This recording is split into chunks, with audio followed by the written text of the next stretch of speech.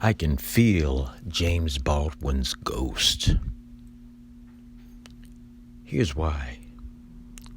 Had James Baldwin just dissed me? That's what I thought at our first and only meeting. It occurred in front of a dozen people at a 1986 award ceremony for Baldwin in Oakland. I had asked him what he thought about the Black Panthers, referring to him as a cafe revolutionary in Paris who was not angry enough. Baldwin looked me in the eye and he said, "Show me a nigger who's not angry, and I'll show you a fool who's lost."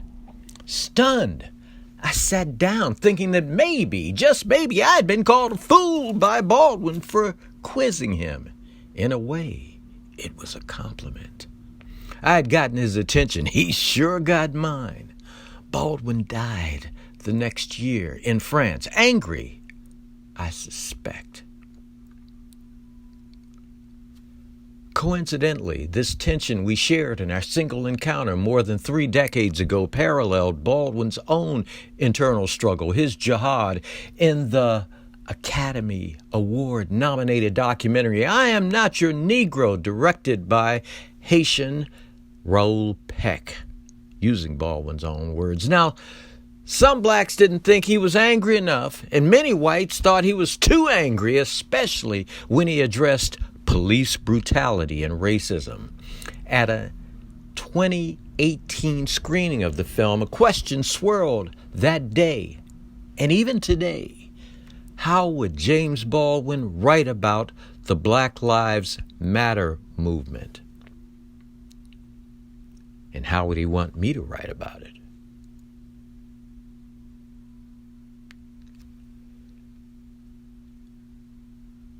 Using creative nonfiction and lots of research data, I wrote this 2-track narrative with a public story answering the question with the factual truth and the private story to my own kids and the emotional truth on how I might address it.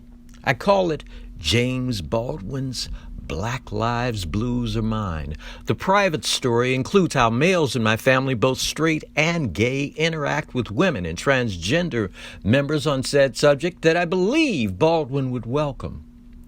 Popularity of Baldwin's screenplay If Beale Street Could Talk this year by Academy Award-winning Moonlight director Barry Jenkins verifies this point.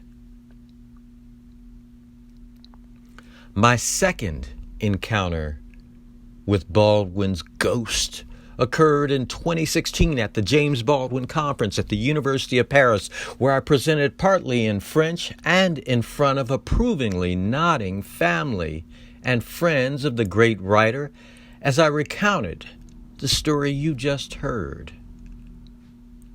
And my third encounter with the ghost happened when composer Renee Baker invited me to open her neo-opera, The Baldwin Chronicles Midnight Ramble, at the 2019 Chicago Symphony Orchestra, reading Baldwin's haunting poem, The Giver. Listen as his words may ghost you too.